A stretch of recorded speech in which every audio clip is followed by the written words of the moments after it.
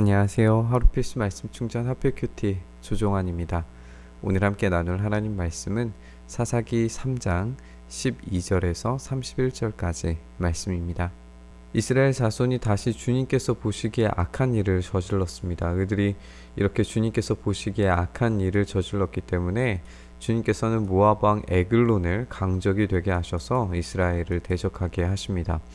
에글론은 암몬 자손과 아말렉 자손을 모아서 이스라엘을 공격하고 종려나무 성읍인 여리고를 점령했다라고 이렇게 이야기를 하고 있어요. 우리가 모압이라고 하는 위치를 좀 생각을 해보면 이제 요단강 동편에 있는 곳인데, 이곳에서부터 아말렉 자손과 암몬 자손들이 모여져서 종려나무 성읍 여리고를 치고 있단 말이에요. 우리가 이스라엘 백성들이 지금 쭉 애굽에서 탈출하고 또 광야에 40년을 보내고 첫 번째로 정복했던 길갈에서 첫 번째로 정복했던 곳이 이 여리고임을 생각을 한다면, 오늘 이 장면에서 모압 왕 에글론이 종려나무 성읍 여리고를 침으로써 이스라엘을 정복했다라고 하는 이야기가 굉장히 이스라엘 백성들에게 충격적이고 뼈아픈 그런 패배라고 하는 것을 우리가 볼 수 있습니다.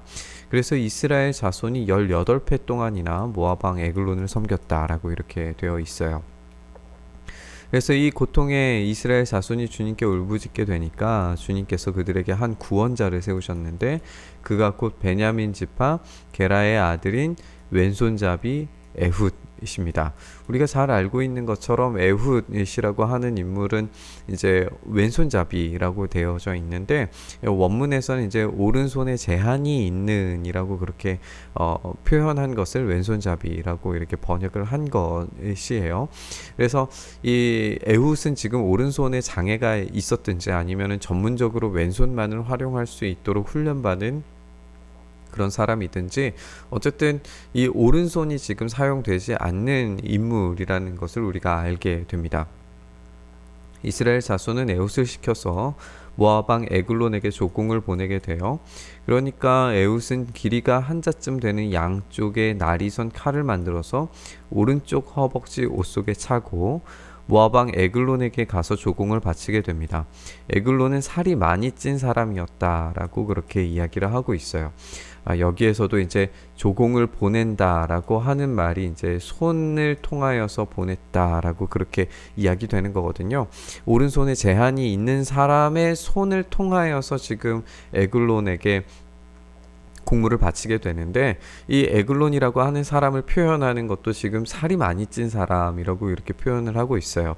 에글론이라고 하는 이름의 뜻은 황소거든요. 황소가 지금 살이 디룩디룩 찐 그런 모습을 우리가 상상을 해볼 수 있는데, 그에게 손에 제약이 있는 사람의 그 손을 의지하여서 지금 공물을 바치고 있는 상황 자체가 이스라엘이 얼마나 굴욕적으로 지금 이 관계를 맺고 있는지 우리가 알 수 있게 됩니다.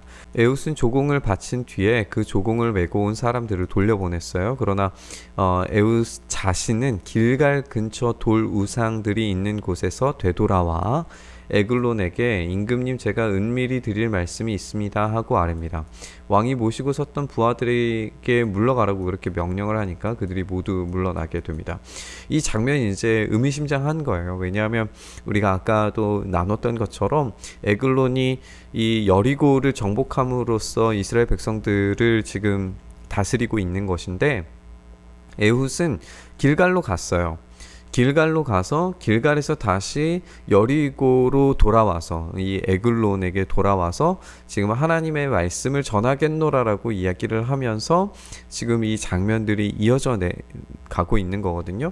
그러니까 길갈에서 처음 이제 예배를 드리고 여리고를 정복했던 이스라엘 백성들처럼, 그 조상들의 이야기처럼 오늘 에훗도 길갈에서 여리고를 가면서 이제 이 전쟁을 수행하는 그런 장면을 우리가 읽게 된단 말이죠. 오른손에 장애가 있는 이 에훗을 통하여서 지금 극복되어져 가는 이런 모습들을 우리가 살펴볼 수 있게 됩니다. 에훗이 왕에게 다가섰을 때에 마침 왕은 시원한 그의 집 다락방에 홀로 앉아 있었어요. 에훗이 임금님께 전하여 드릴 하나님 말씀이 있습니다 하니 왕은 자리에서 일어났습니다. 그때에 에훗이 왼손으로 오른쪽 허벅지에서 칼을 뽑아서 왕의 배를 찌르게 됩니다. 칼자루까지도 칼날을 따라 들어가서 칼 끝이 등 뒤로 나오게 됐어요. 굉장히 깊숙이 찔렸는데 이 찔려진 이유 자체가 이제 디룩디룩 살이 찐 굉장히 큰 황소라는 것을 우리가 생각을 해본다면 이런 도살의 장면을 우리가 생각을 해볼 수가 있어요. 에훗이 그 칼을 빼지 않았기 때문에 기름기가 칼에 엉겨 붙게 됩니다. 에훗은 현관으로 나가서 다락방 문을 닫고 걸어 잠그게 됩니다. 에훗이 나간 뒤에 그의 부하들이 와서 다락방 문이 잠겨 있는 것을 보고 왕이 그 시원한 다락방에서 용변을 보고 있다라고 생각을 하게 됩니다. 이제 우리 새 번역에서는 용변이라고 잘 번역해 주었는데 우리 개역 개정 성경에서는 이제 발을 가리웠다라고 이제 히브리어 원어의 표현을 그대로 옮겨 썼어요. 이게 용변을 본다. 그러니까 냄새가 난 거죠. 에훗이 에글론의 배를 찔렀을 때 흘러나왔을 어떤 그런 오물들을 생각을 해본다면 지독한 냄새가 나니까 그런 것들을 이제 이 부하들이 생각을 했었을 거예요. 그런데 오래 기다려도 왕이 끝내 다락방 문을 열지 않기 때문에 뭔가 이상한 것을 이제서야 낌새를 차린 거죠. 열쇠를 가져다가 문을 열고 보니까 왕이 죽은 채로 바닥에 쓰러져 있습니다.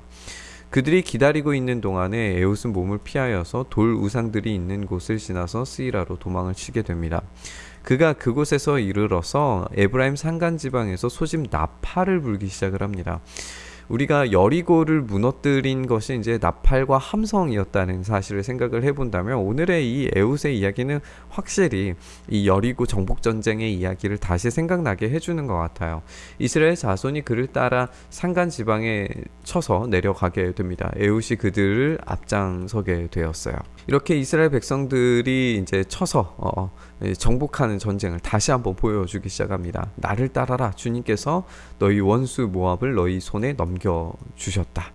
우리가 어제 본문에서도 함께 살펴봤지만 이 손에 넘겨주다라고 하는 표현들이 지금 굉장히 의미심장한데 오른손에 제약이 있었던 에훗에게서 그 손을 빌어서 모압 왕 에글론에게 공물을 바치던 이스라엘 사람들이 이제는 에훗이 주님께서 원수 모압을 너희 손에 넘겨주었다라고 그렇게 표현을 하면서 이 장애를 가졌던 이스라엘의 영적인 상태를 극복하게 되는 그런 모습을 우리가 읽게 됩니다. 그가 이렇게 외치자 그들이 에훗을 따라 내려가 모압으로 가는 요단강 나루를 점령하고 한 사람도 건너가지 못하게 만듭니다. 그때에 그들이 쳐 죽인 건장하고 용맹스러운 모압의 군인 수는 모두 10,000명이나 되었는데 한 사람도 도망치지 못했습니다. 그날 모압은 굴복하여서 이스라엘의 통치를 받게 되고 그 뒤로 그 땅에는 80년 동안 전쟁이 없이 평온하였다라고 이렇게 기록을 하고 있어요. 이 에훗의 승리로 말미암아서 굉장히 긴 시간이잖아요. 18년이라고 하는 그런 시간이.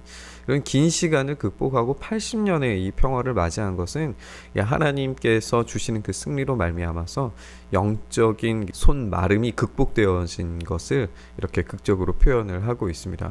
에훗 다음에 이제 아낫의 아들 삼갈이 사사가 됐는데요. 그는 소모는 막대기만으로 블레셋 사람 600명을 쳐 죽여서 이스라엘을 구했다라고 이렇게 기록을 하고 있습니다. 에훗은 사실 불길한 정체성을 갖고 있다라고 그렇게 생각을 해볼 수 있어요. 왜냐하면 베냐민이라고 하는 것 자체가 오른손의 아들이라고 하는 이름의 뜻을 가지고 있거든요. 그러니까 오른손의 아들 지파에서 이 오른손이 제한된 사람입니다. 이게 장애를 갖고 있었다든지 아니면 오른손이 아예 마른 사람이든지 아니면 그것을 쓸 수 없도록 어떤 제한을 걸어놓고 훈련한 사람이든지 그게 어떤 사람이 되었든지 간에 이 오른손 지파에서 오른손을 쓸 수 없는 사람이 지금 제대로 된 역할을 했을 리가 없었겠죠. 게다가 이제 에훗의 손을 빌려서 조공을 바치게 했다는 표현 자체도 이 이스라엘의 영적인 상태가 지금 오른손을 쓸 수 없는 상태였다는 것을 보여줍니다. 이스라엘의 정체성이라고 하는 것이 이런 제한되어져 있는 원래 이름대로 살지 못하는 그런 모습으로 우리가 읽어볼 수 있어요. 이스라엘은 힘 있는 오른손으로 도와주시는 하나님께 의지해야 했는데 하나님의 오른손은 지금 제한되어 있습니다. 그들이 하나님을 의지하지 않기 때문에 하나님께서 그 손을 사용하지 않으시는 거예요. 그들이 제대로 하나님께 구하지 않았기 때문에 이 문제들은 발생을 했습니다. 에훗이 죽인 에글론이라고 하는 이름의 뜻도 황소라고 우리가 이제 살펴봤는데, 이 뚱뚱한 황소는 풍요로움의 상징이었을 거예요. 풍요로운 황소, 여러분 혹시 생각나시는 것 없으신가요? 시내산 아래에서 금송아지를 만들어서 섬기던 이스라엘 백성들을 한번 생각해 보시면 좋겠어요. 이스라엘은 그들이 의도하지 않았지만 이 뚱뚱한 황소를 섬김으로써 우상 숭배가 곧 이 금송아지를 섬기는 것, 그리고 이 금송아지를 섬기는 것이 바로 우상에 굴복하는 어떤 결과물이라고 하는 것을 에글론을 통해서 우리가 생각을 해보고 떠올릴 수 있게 되는 거예요. 그들은 우상에 굴복했지만 그 우상에 굴복한 것이 결국 우상의 형상을 닮은 뚱뚱한 황소 에글론의 폭정에 시달리게 되는 결과물을 낳게 된다는 거죠. 하나님은 오른손이 제한된 에훗을 통해서 또 이스라엘의 이 비정상을 고치시게 됩니다. 에훗이 하나님께서 모압을 이스라엘 손에 넘겨주셨다라고 그렇게 선언을 함으로써 이 왼손 사사 에훗은 이스라엘의 오른손이 회복된 그런 상징이 되게 됩니다. 우리의 정체성이 지금 제한됨을 보여주고 있지는 않는지 모르겠습니다. 그러나 우리가 사랑에 맞지 않는 그런 우상들을 깨뜨리고 전적인 하나님만 의지하는 그런 삶으로 우리가 나아가기 시작한다면 우리의 왼손을 들 때에 하나님은 우리의 비정상을 고치시고 다시금 승리하게 하심을 경험하게 될 줄 믿습니다. 우리의 비정상을 고치시는 하나님, 다시 온전케 하시는 하나님을 의지하면서 오늘 이 묵상의 자리로 함께 나아갔으면 좋겠습니다. 주님, 그렇게 우리가 주님께서 우리에게 주시는 그 힘과 능력을 의지하여서 우리의 비정상적인 모습들을 우리가 깨뜨리고 오로지 하나님께서 주시는 그 힘과 능력을 의지하기 위하여 우리의 왼손을 뻗어냅니다. 주님, 우리를 불쌍히 여기시고 고치셔서 다시금 원래 주님께서 우리에게 허락하신 그 형상대로, 모습대로, 그 능력대로 살아갈 수 있도록 역사하여 주시옵소서. 그렇게 우리의 삶 붙드시길 소망하며 우리 주님 예수 그리스도의 이름으로 기도드리옵나이다. 아멘.